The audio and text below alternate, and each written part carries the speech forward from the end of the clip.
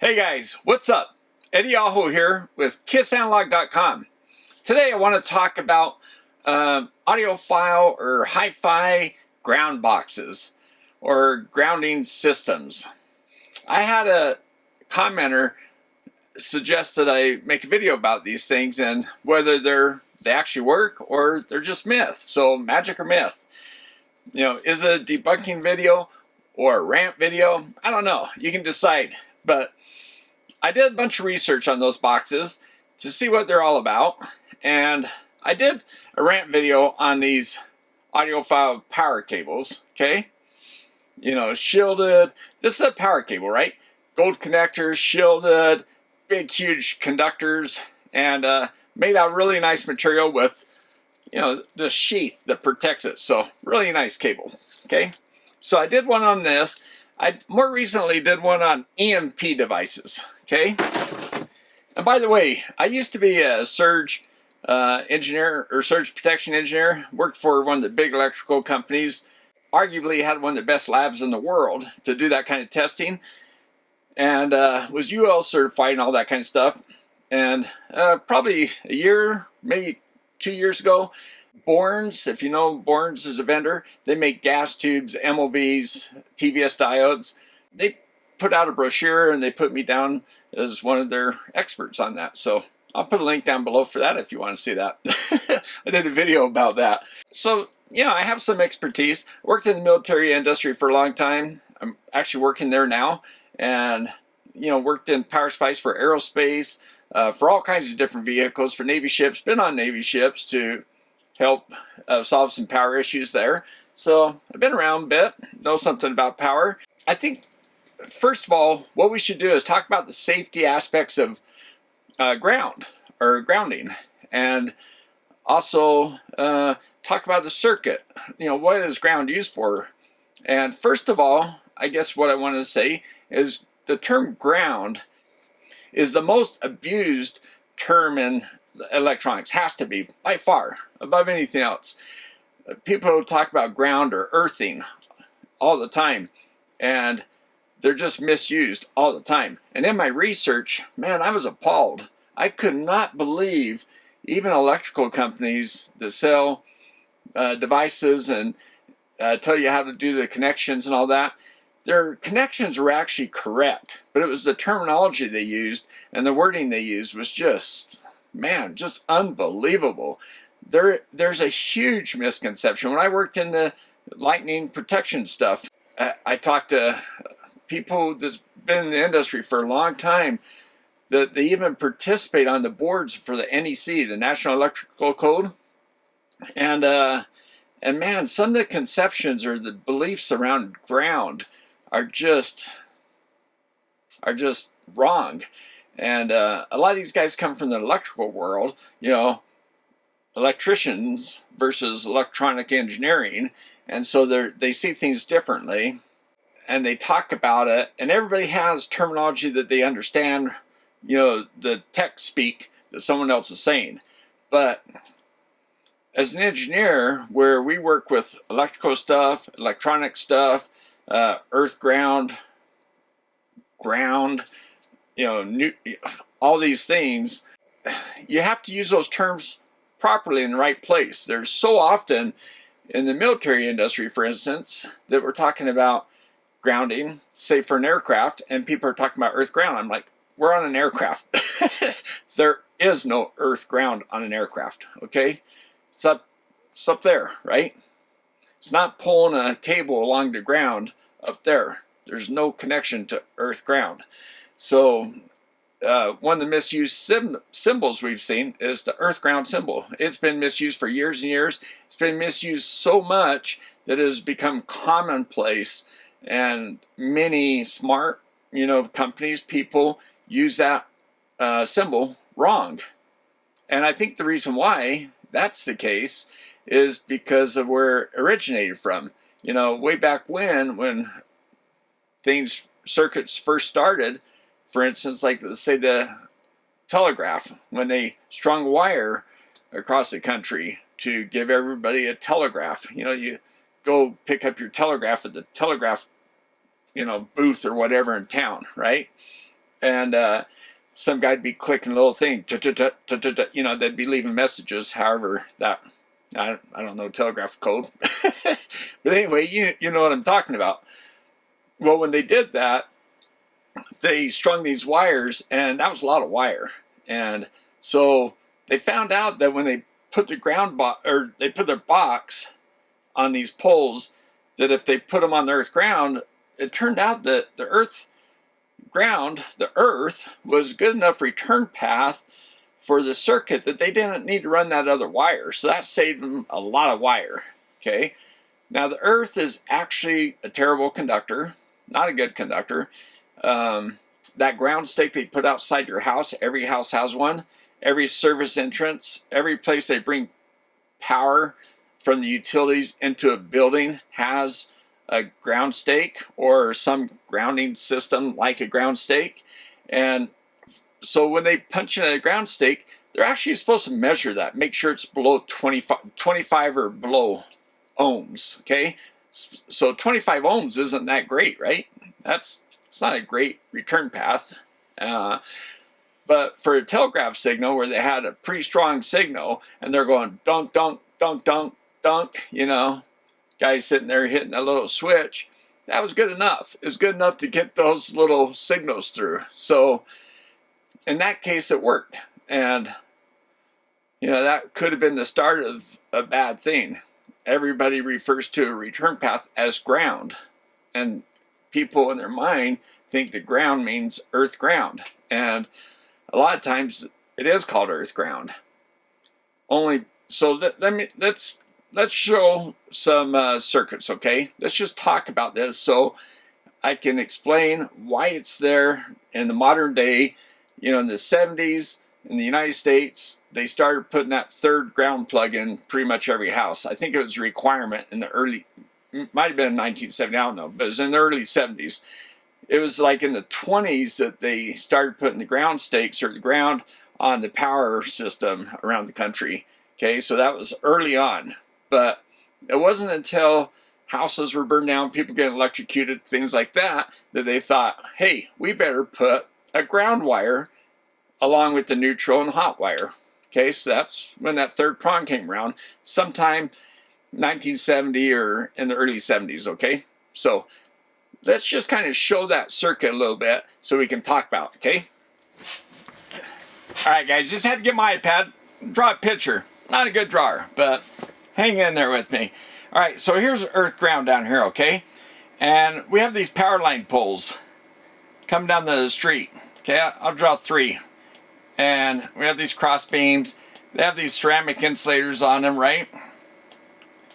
And I'm just going to draw 2 lines, and let's just call it 5,000 volts. We got 5,000 volts coming down the street. Okay, now it's high voltage because volts times current is power, right? So if you have really high voltage, you don't need very much current to get the same amount of power. So that's why they do that. All right, so let's look at this. Okay, guys, so let's say my house is right here. Okay, that's a pretty terrible looking house. And my service drop is going to be right here where the power comes over. So over on the power line, there's a transformer, right? And it's connected there, and it's going to have some connections to these power lines, these high voltage power lines. And then on the exit, they're going to come over here to my house. Okay, let's just say it's not going to look quite like that, right? But you get the idea. Okay, now there's going to be a ground wire too, and it's going to come down the pole and a ground stake right next to the pole. So each one of these things are going to have transformers with a ground stake. That's a multi-point ground. I think we all understand that. So lots of grounds. All right, so there's your earth ground.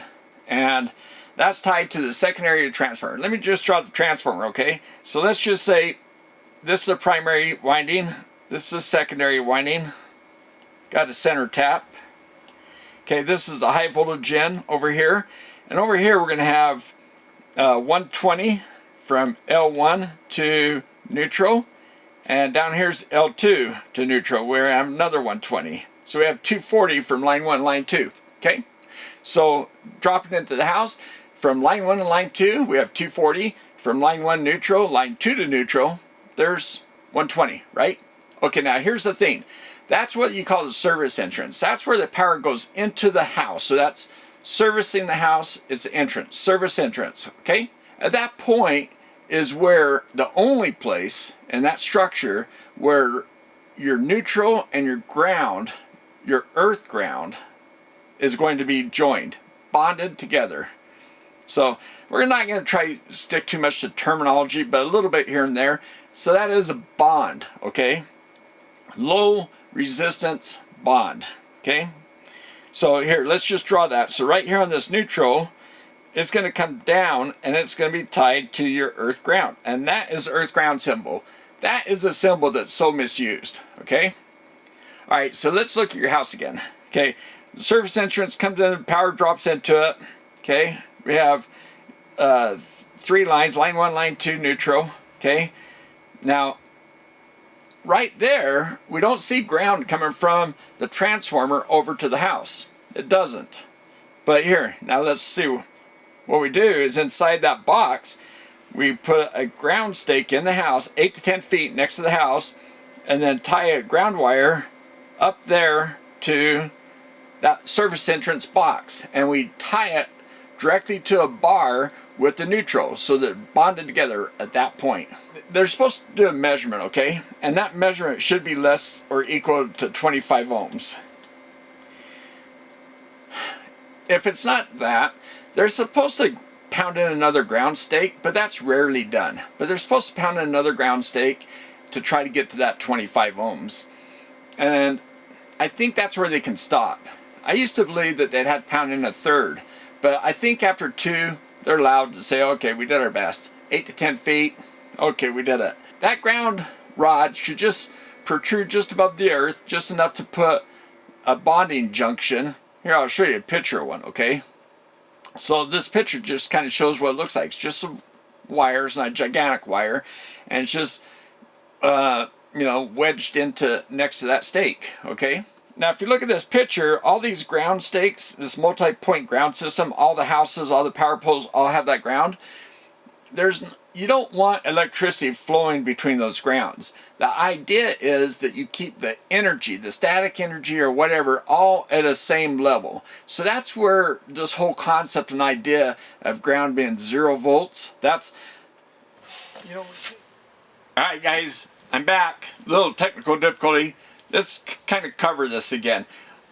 The power grid, all those power poles going down the street have transformers with secondaries coming off. So those voltages aren't floating. So the one feeding my house versus my neighbor's house, if somehow we ran a wire to each other from our neutral to neutral, it might short or pop, like a static pop, because they're floating at different potentials. There's no conductive path from the line, my transformer to his transformer, so there's no current that would continue to flow, but there'd be kind of a zap to zap that energy, kind of like static charge, right? So with all those transformers earth grounded, they have a reference point. They're all referenced at the same point.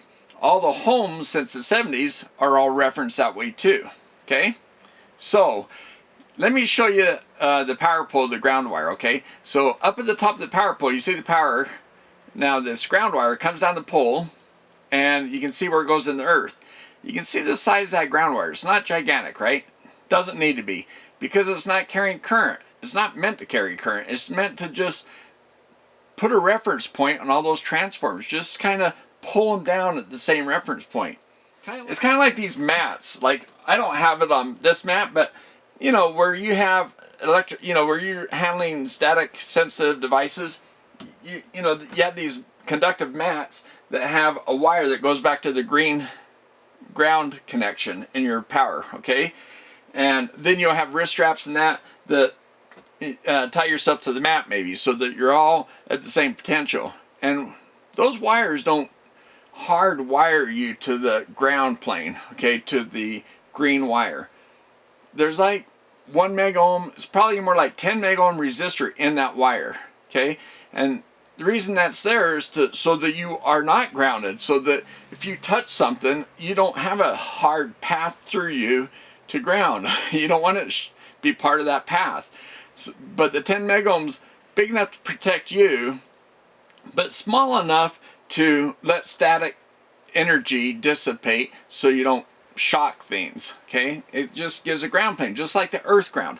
Not a great ground connection, but it's a place where it kind of has a zero static energy plane, if that makes sense. We don't these days send current through earth ground on purpose, because not a great ground. All right, guys, so let me just kind of show you the power here. Okay, let's say my breaker box is right here.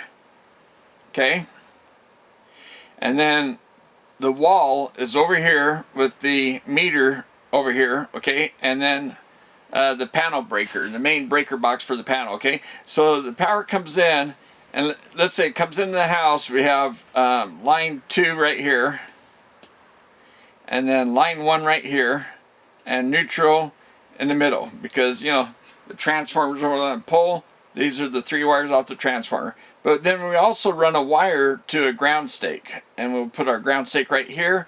Okay, we'll take this wire up and we'll bond it right here to the neutral. This is our neutral. Okay, but we're also going to, now we have a ground wire. So now we have our 3 wires plus a ground.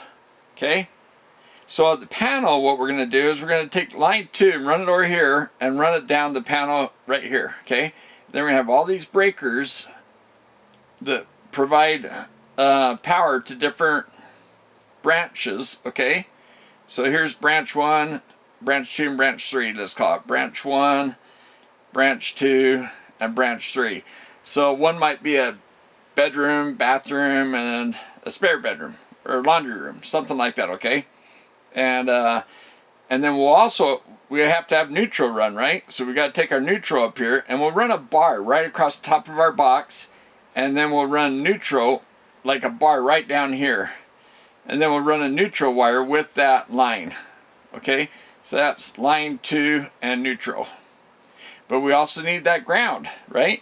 So we'll take a ground wire from this bond point here, and we'll come up here, and we might run the ground down here. See this neutral wire? We're going to run neutral down on this side of the box too. Okay, and then we're going to take this ground right here and run it over here, and maybe run a ground down here too. It's going to get kind of messy looking, but here, I'll just draw it right here. Okay, then we're going to have a ground wire coming out to each one of these guys too. So this guy gets a neutral line, this guy gets a neutral line, and a ground wire. Okay, same thing over here. We're going to have breakers over here, same thing, and we have this ground wire. So this is going to be our ground wire. I showed the ground right here. This is our line 2, and this is our neutral. So the neutral run down here. So you kind of get that. Here, let me show you real panel. This looks kind of messy. Okay, let me show you real panel. So the power comes in here, the ground, big conductor here, line 1, let's call it, line 2 over here, the red one, and the one with the white would be neutral. So if we follow the ground, comes up here, loops around, and ties to this bar back here that all these ground wires are tied to. Okay, so power comes in on this panel for a 100 amp breaker, and then it goes to all these other breakers, 50 amp, 40 amp, a bunch of 20 amp breakers, 30 amp breaker here.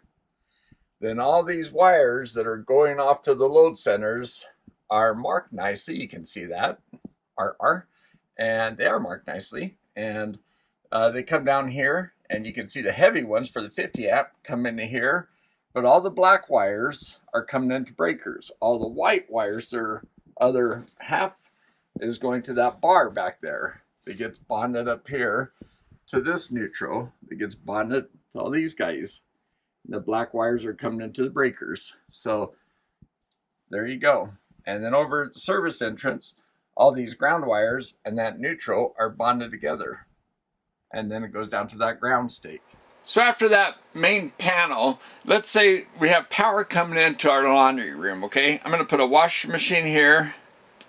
That's the washer. Put a dryer right here. And we have line 1 coming in here, we're going to call it. And we have a neutral and a ground. Okay, so line 1 will come into the washer. We're going to have a motor in here. We'll have a motor in the dryer. And then line 1 neutral. It's going to run the motor. Now before the 70s, that's the way it was. Okay, so if that motor shorted to the metal, that's dangerous. right? Because those transformers at the power line are grounded. And so if you're down in the basement, maybe you got a dirt floor, now you've completed a circuit. You're standing in the dirt, you got some ohms, not great, continuity back to the transformer, but you got some. Now, these days we'd like to have that ground rod less than 25 ohms. What if your ground was that good? So you're standing on the ground, you got 25 ohms between you and the power line, so you complete a circuit, right? And also, you could have a fire in this motor because of that.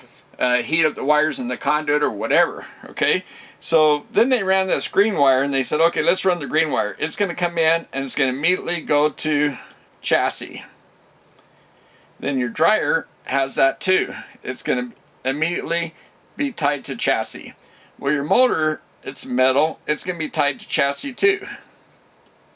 Okay, so now if your motor, if you have line 1 coming in here and neutral to run the motor, if either one of these motors shorts to the chassis, that chassis is going back on that green wire, right? It's just in parallel with the neutral. So now you got a complete path back to your power coming into your house, because your neutral and your ground wires are all bonded back there. So now when line 1 touches that motor, chassis completes the path back to, through the green wires, back to your service entrance. And so what that does is it pops your breakers, because now you got a solid path back to your power where it came in. So you shorted the power line, boom. That protects you. So that's how safe, that's why it's called safety ground. That's how it protects you. That's how it protects the system, pops breakers. Okay? And by having all the metal chassis, like all my metal chassis back here, anything that they see power coming into it gets grounded, and that keeps it safe. Now, something like this, these power generators, these battery backup systems, they provide AC power, but it's all plastic. So if I had 2 of these guys, I'm not going to get shocked because they're all plastic. So it's one nice thing about the plastic on these solar power generators, or whatever they call referred to, is they're safe because of that plastic housing. If it's metal, it could be a safety issue. So plastic, safe. Okay? Alright, so let's talk about, now that we get how this power works. And by the way, just to finish this, if I take that wire off of the ground rod, it doesn't change all this, okay? Everything's still safe. Now, if you're standing in the dirt and the thing gets shorted, the breaker's going to pop it, so you still should be safe. However, it is safer to have that transformer's grounded over there with the ground rod at the power pole, right? But it's also makes it safer to have a ground rod at your house too. So that way you're grounded at your house, and the ground everywhere on all the power poles are all kind of the same level, okay? You want that to be true. If you have, say, metal conduit, even a water pipe on the outside of your house, and somebody, I've heard of kids playing, and kid was killed actually by touching it and going, wow, look, the little spark, and they could feel the tingle, and they thought it was kind of fun. But then she grabbed a hold of it, and it actually killed a kid, because that water pipe wasn't part of the grounding system, okay? So it was floating. So she's standing on earth ground, which is grounded, and this metal pipe was not. They should be. All metal should be tied to anything metal should be tied to earth ground. Well, I say earth ground should be tied to your green wire, okay? And then through the stake outside your house, your earth ground is tied to this. So everything is kind of the same potential. That's what you want. Okay? So there you go. Now you understand the grounding system. Let's talk about those magical ground boxes, okay, that take the noise out of your audio system. Finally, right? Sorry, I wanted to be able to a fairly solid background so that you could see where we're going to go with this, okay? These grounding boxes, some of them are smaller, like the size of this EcoFlow.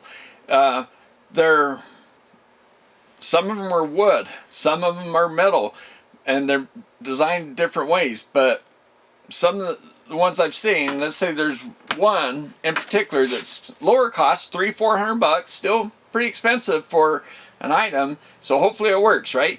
So it's filled with a crystal called it's black tourmaline, I think is how it's pronounced. And yeah, it's kind of crushed up and is filled in this box. So what you get is a connector, and that connector is tied to a piece of metal that's kind of U-shaped. So it's tied to that, so it's kind of like this with a connector coming up to it, right? And it sits inside the box, and then you got all this stuff in there. Well, and I think all these boxes are designed similarly. They have different types of stuff in there. They might even have just earth ground in there, you know, just dirt, right? That's earth ground. It's kind of a joke, right? But anyway, they got stuff in there.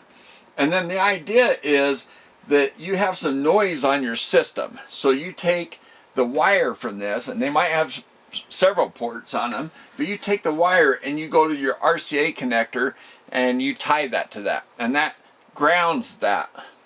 Okay, so what it does is your audio amplifier, preamp, those metal things, anything you can touch has to be grounded, right? It has to be tied to that green wire for safety. Has to be. If these things tell you to float that pin, if that box comes with 3 pins, a ground pin, neutral, and hot, you don't want to cheat. Some people call them cheater plugs. You know, you plug that little plug in there and it gives you just 2 prongs instead of 3, so you can float the ground so you don't get the noise.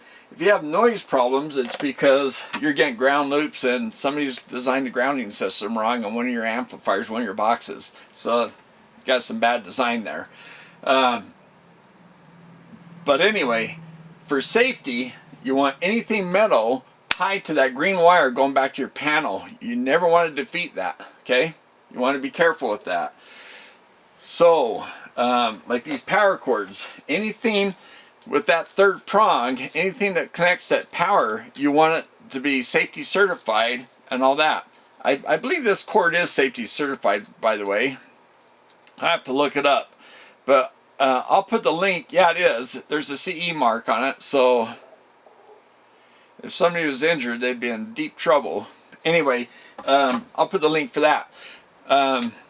So, if you don't want, first of all, you don't want to defeat any of those safety issues that have that earth ground connection back to your power line. Okay, so that's why we spend all that time talking about that, so you understand the importance of that green wire. Okay, so when you take this, you know, let's say if we have our wood box and we take this connector and we touch it to that RCA connector, that jacket, we're basically giving another ground path into our ground box. Okay, so there's no other connections from the ground box to the power grid or anything like that. There's no ground rods or anything. It's just a box.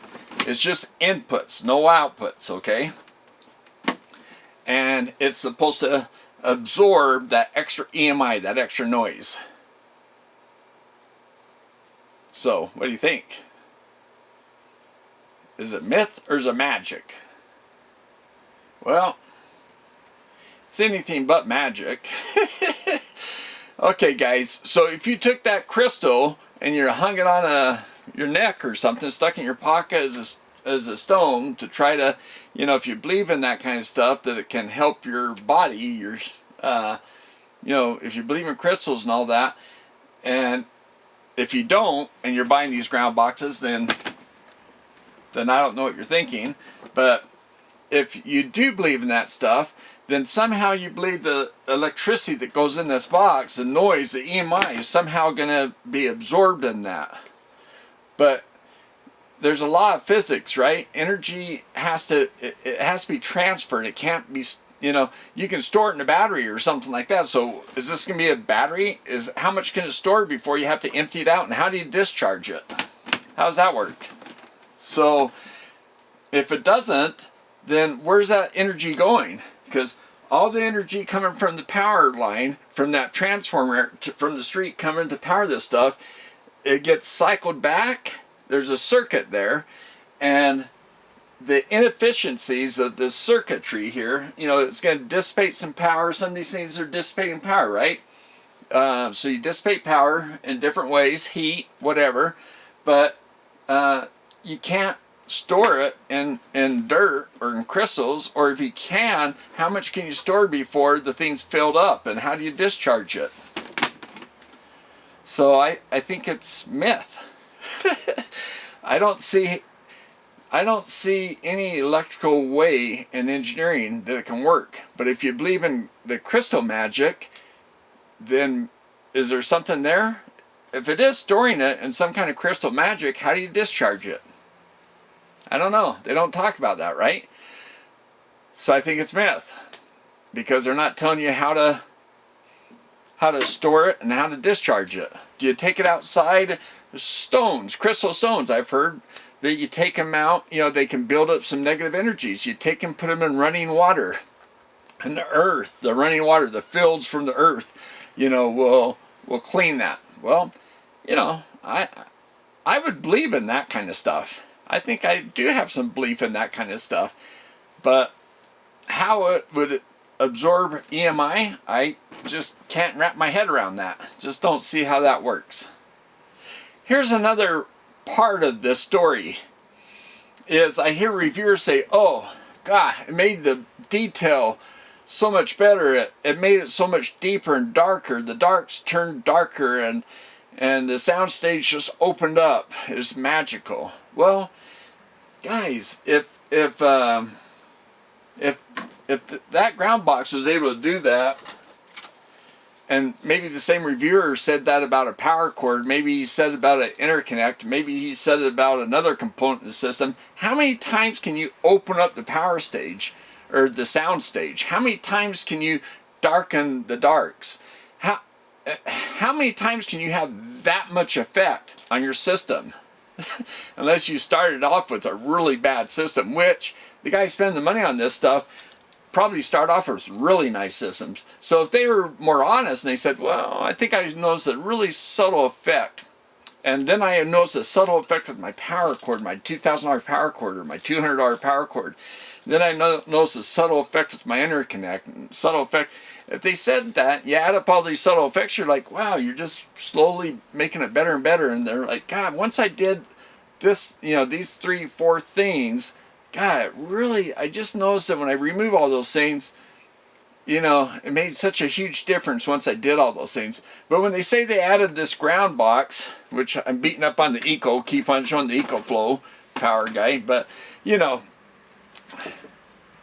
how many times can you have an amazing effect on your sound system, guys?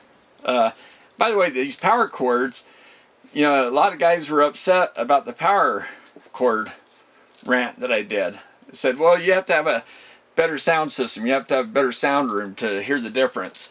And it's like, I've been to some really nice sound rooms. I've been around doing audio stuff for a long time, and, you know, audiophile stuff, and you know, engineering wise, I just don't see how this makes effect. I just didn't hear him say, hey, thanks for telling me about the $50 solution instead of the $200 one, because this checks all the boxes that the $200 one or the $2,000 one does. It's got the gold-plated connectors, the oxygen-free copper, has all these things, the large conductors, the protective sheath, has all the things that shielded power, all that stuff that they talk about. So if they really believe in that, why didn't they start buying a bunch of $50 cables instead of, you know, having to buy a $200 cable? It's like you have to spend a lot of money, like $400 on a box filled with crystals to think it can have an effect. Spend that money on your speakers. Spend that money on your amplifiers. Yeah, don't spend it on ground boxes. In my humble opinion, I think that's myth. So there you go. Thanks for watching. Appreciate it. Hope you stayed with me through the thing. Hope this made sense. I tried to do it quick and not take too much time, but I think by doing that, maybe it made it worse. I don't know. Let me know what you guys think in the comments. Appreciate you guys watching. Big thumbs up. And YouTube left that special thank you button you can hit too if you like. And thanks guys for watching. We'll see you next time.